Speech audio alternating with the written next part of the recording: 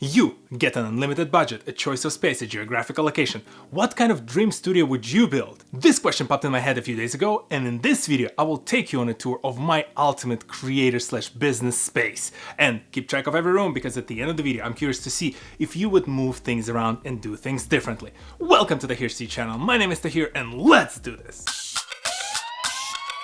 First off, where are we geographically? In New York, specifically in Westchester County. I like the seasons, I like the fact that we have a major hub, New York City, nearby. We have the deep talent pool across from all the schools in the area, and we have like 5 different airports, so the travel will be nice and easy whether it's inbound or outbound. Now, when it comes to the floor plan, I'm stealing one from MKBHD. I love the setup where you have the centralized common area where you can place your team or you can place other more general commonly used items, while you have a dedicated space and dedicated rooms allocated to different kind of businesses or type of content that you produce. Also, that studio was built around that robot arm that allows to create these amazing shots. And you know what? We're taking it with us. Do I have a use case? No. Do I want it? Heck yeah. How much does this cost? This was $250,000. Obviously not worth it, but here's the thing. Now for my main setup, the main area where I would record most of my content, I'm taking the Try Guys new studio. I love the pastel colors, I love the shapes, all those cutouts in the wall where you can place different forms of art or collectibles.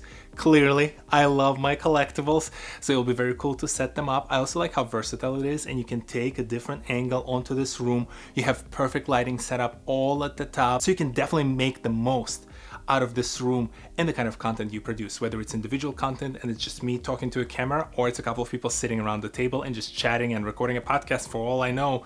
Also, that carpet looks amazing. Like, it's so it's weird to talk about it, but it's so nice looking. Like, you cannot make bad content while you're standing or sitting on that carpet. To have a studio that has an iconic look that can always be here, we have the lights, we can pop them on. This feels like a real maturing moment for us to have, finally, after all of these years, our space. Now I suspect I'd either hire people. If I can afford that kind of space, I probably produce enough content, so I need people to work with me, or my wife might want to work out of the same space with me, and she does not want to stare at my face every single day, so it's good to steal the setup from Peter McKinnon.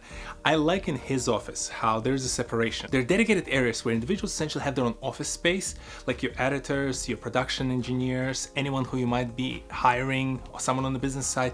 They can have their own private rooms where they can close the door, have the meeting, have a discussion, blast their music, do whatever the heck they want. And there are also great common areas. You can use those common areas to record content, you can use those common areas to display different pieces of art, and you can use those common areas to set up those shared tables and let individuals collaborate while they enjoy different set of 4 walls instead of just the same office that they sat in. So it provides that flexibility, it provides that open space, and I also like the fact that it has access to a lot of different parts of the office at the same time. So you can work in one part of the office, then move to the other part of the office and enjoy your space overall. And yes, I even like his office space. I would inject a little bit of color. I do need a little bit more color in that space. It's not all about black and grays and oranges, but besides that, I like the aesthetic, I like the setup. I also like the fact that it's located in his office, close in proximity to all the other spaces, so you're still included in that life that's happening in the office, especially if you have multiple employees working out of it. And yes, we are definitely taking all the coffee machines.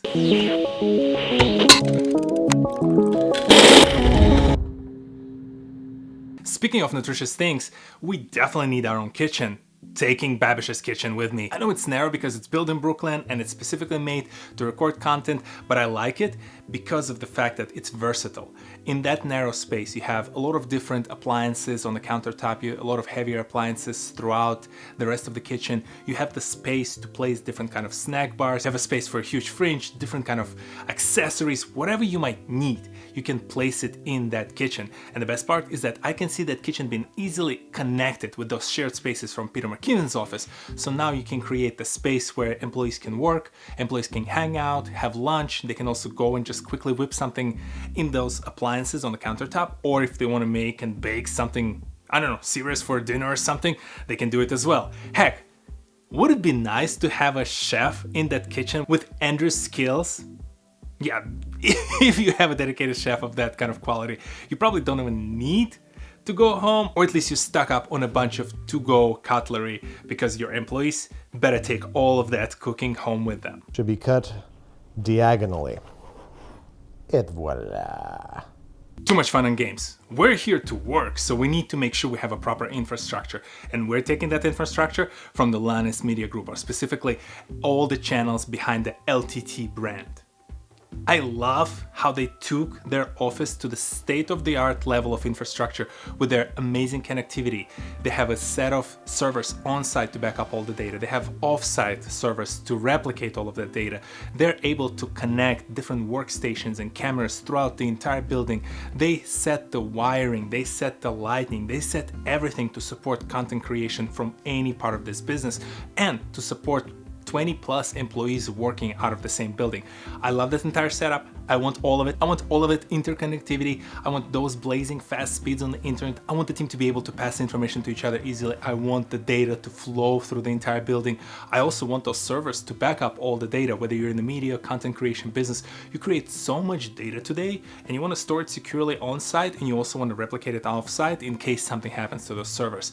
So I definitely love it, and I love the flexibility that it brings, because ultimately we're in this work from everywhere mode, so you might as well bring that work from everywhere spirit inside and allow employees to, I don't know, plug somewhere in the beanbag in a corner of a certain common area, or go to a new space somewhere in the office and just be as productive and as effective as they'd like. So Linus, taking yours. Now we're heading into what I call the red light district. As mentioned earlier, we have seasons in New York, but yet I still think it's worth to have big enough recreational area on the inside, so you can always bring the outdoors indoors and you can do other things within it. And for that, I'm taking Dude's Perfect Space. It's a huge hangar, and yes, I can stand here, pretend, come up with different ideas for the content, different sets that we're gonna build, how much more people you can involve in that kind of recreational space. I can come up with those excuses, or I can just admit that I just like it. I like the idea that I can turn it into the gym. I like the idea that I can do small events there. And let's face it, I like the fact that you can do whatever your heart desires in it, including racing those small vehicles with questionable safety, because if you have all of that space, if you have all the people coming in and enjoying their time, and sometimes you cannot just go outside and enjoy your time there, you might as well bring it all inside, bring the kids over, bring other individuals over and have fun. And yes, maybe make it a productive space as well. I don't need that excuse. I just like the space. So Dude Perfect, I'm taking it with me. Here Ty comes in, spice it up a little bit.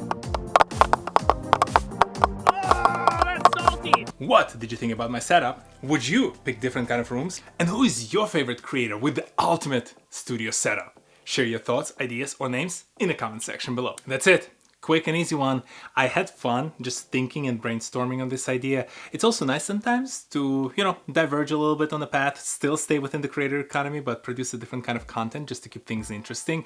And yes, I also probably just got tired of the same four walls, so my mind started racing in the direction of, oh, what if? What can I build? What can it look like? And I enjoy it. I like the selection of the creators I picked. There are plenty of other creators with amazing setups. I'm sure you probably have other ideas for what that future would look like, what that future studio space would look like for you, whether you're running a business out of it, when you're running a creator business out of it, or you're just doing a mix of both. And if you're curious to learn more about these creators who I've discussed today, and I've done that before on my channel, or you would like me to tell more stories about other different areas of the creator economy, I'm doing it every Saturday, because I'm here every Saturday at 10 a.m. Eastern. Hit that like button, hit that subscribe button, share this video with some of your friends. Here are a few more videos for you to enjoy, and I'll see you in the next one. Peace! Breathe in some love.